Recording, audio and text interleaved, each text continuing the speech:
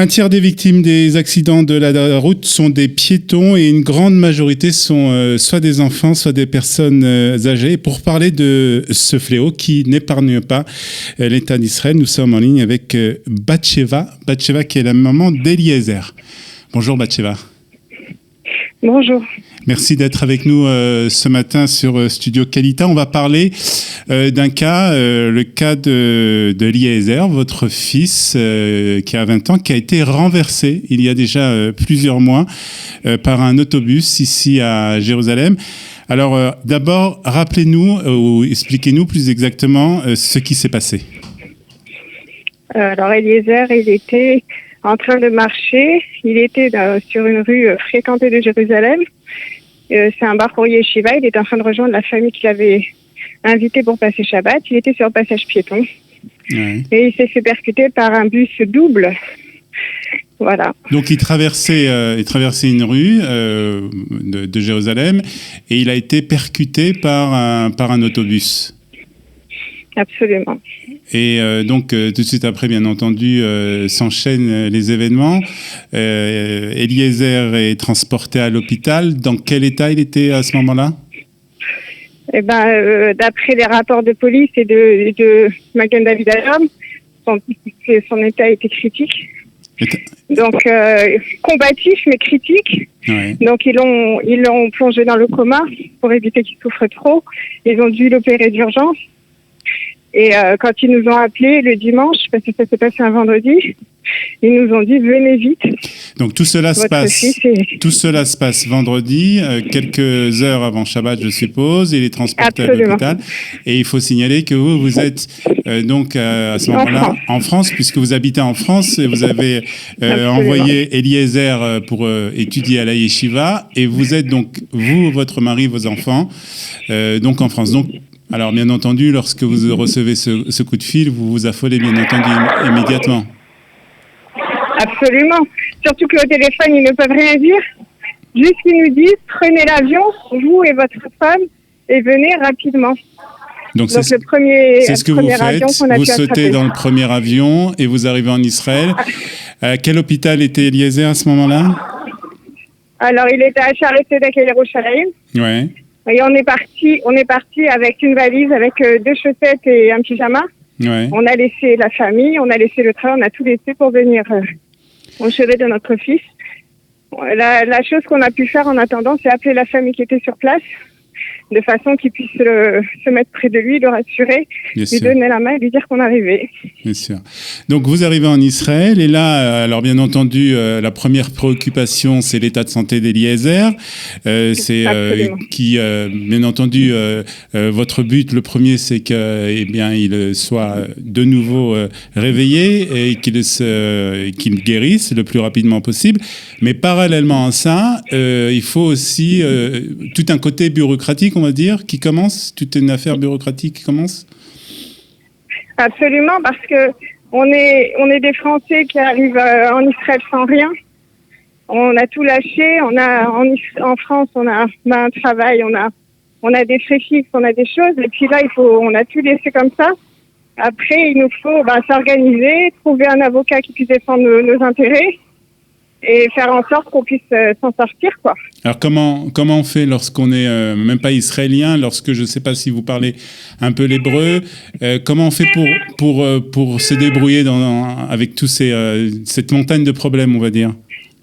Alors c'est très difficile. On connaît un petit peu la langue, mais ça reste des termes basiques, des choses de la vie de tous les jours, voilà. Après on rentre dans des hôpitaux avec des termes techniques, avec des situations de santé difficiles. Après, il faut s'adresser à des avocats avec encore des termes techniques. Heureusement qu'on a des amis qui nous aident.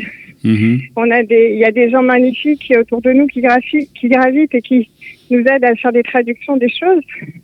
Mais c'est vrai que, voilà, on est plongé dans l'inconnu. C'est un pays à part. C'est des méthodes différentes. Bien sûr. Voilà, on est... Et ajoutez à cela que vous avez dû, bien entendu, vous et votre mari, quitter votre travail en France pour venir en Israël pour vous occuper d'Eliezer et de laisser aussi vos enfants qui sont restés en France, en tout cas pour une certaine période. Alors, pendant 1 mois et demi, en fait, ce que j'ai fait, quand j'ai reçu la nouvelle, les premiers appels que j'ai faits, c'est ma mère pour lui demander de rejoindre mes enfants en France et d'être près d'eux. Ouais. Mon frère qui est en Israël pour lui dire d'aller près de mon fils. Ouais. Et ensuite, je sautais dans l'avion. Donc, pendant que je prenais l'avion, ma mère prenait le train pour rejoindre le petit qui était à la maison, pour les entourer. Alors, ça s'est passé au mois de février, au mois de février 2019, donc déjà près de 4 mois, environ 4 mois.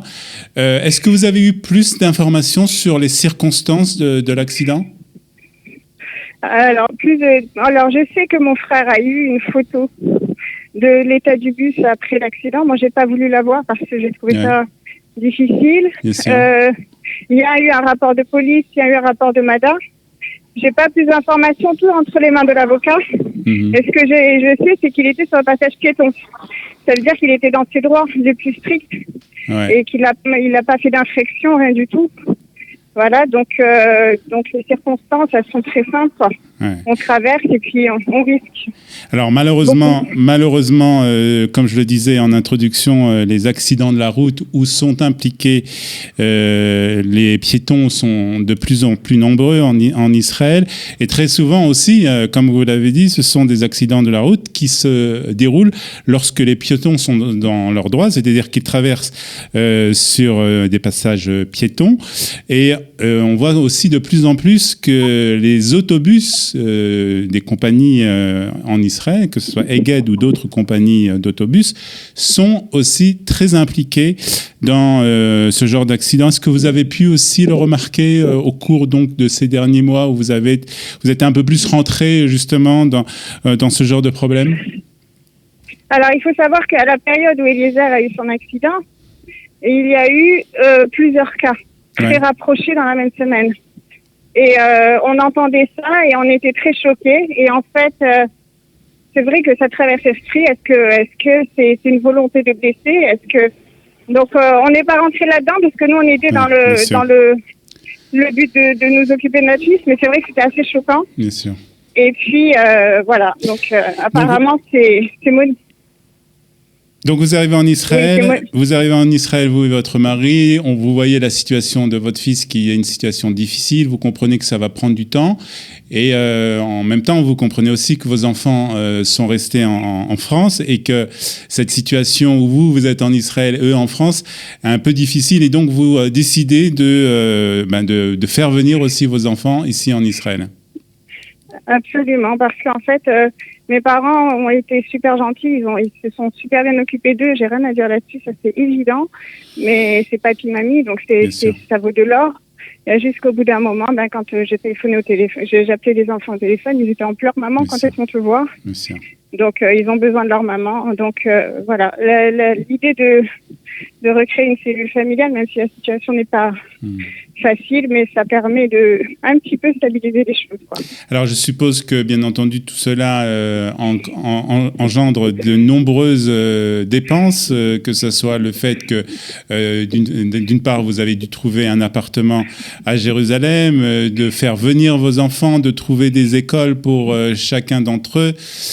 C'est sûr que c'est un changement de vie très important. Comment alors, est-ce que d'abord vous avez une aide ? Est-ce que vous avez réussi à avoir une aide par rapport justement au fait que votre fils a été renversé par un autobus de la compagnie Egged ?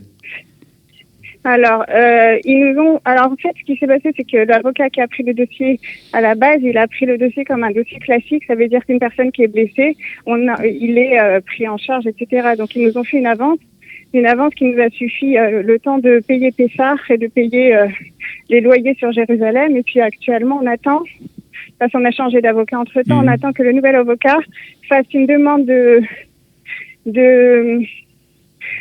d'audience spéciale pour prendre en compte la situation dans son globalité. Bien sûr. Et pas seulement le blessé. Ça veut dire qu'il y a la famille, il y a, etc. Donc là-dessus...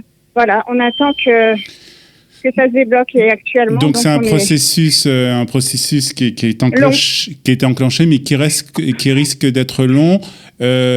Entre-temps, vous êtes passé à Ra'anana, puisque, si j'ai bien compris, Eliezer, maintenant en rééducation à Ra'anana, dans une maison de rééducation. Baruch Hashem, on est arrivé, absolument. On est arrivé, Baruch Hashem, début février. Donc, on s'est installé ici. On est là actuellement, on est dans un petit 3 pièces, le temps de trouver mieux. Ouais. Et voilà. Et là, on est en train de chercher quelque chose de plus adapté. D'abord pour être installé correctement, parce que ça risque d'être long. Et aussi pour pouvoir accueillir aussi notre fils quand il pourra venir nous rendre visite. Les rattacher quand son état s'améliorera. Donc voilà, il faut penser à tous ces paramètres et voilà. Alors, donc, pour justement, pour justement essayer de subvenir justement à tous ces besoins, à tous ces dépenses auxquelles vous devez faire face dans cette période un peu compliquée, des amis à vous ont créé, je crois, une cagnotte qui va permettre justement de vous aider pendant cette période. On va, lorsqu'on diffusera cette émission, bien entendu, inscrire l'adresse à laquelle on peut justement participer à cet effort, justement pour ceux qui ont été sensibilisés à cet appel et donc participer donc à cet effort pour vous permettre à vous et votre famille d'être aux côtés d'Eliezer pendant cette période difficile. Très bien, je vous remercie et je précise que son prénom complet c'est Eliezer Shimon Chai Ben Batsheva et que toutes les filles sont les bienvenues. Voilà, donc bien entendu, on va prier pour votre fils Eliezer. Eliezer, rappelez-nous le nom. Eliezer Shimon Chai Ben Batsheva. Eliezer Shimon Chai Ben Batsheva. Ben Batsheva. Et on va vous souhaiter bien entendu encore beaucoup de courage pour être aux côtés d'Eliezer. Beaucoup de force aussi, et puis surtout une refoua shelema et très rapide pour votre fils. Merci beaucoup en tout cas. Merci et beaucoup. Les personnes qui voudront aider cette famille et la famille d'Eliezer et donc aussi Eliezer, vous pouvez le faire grâce au lien qui est donc inscrit juste dans le petit texte au-dessus de cette émission. Merci beaucoup, Batsheva. À très bientôt. Merci à vous. Au revoir.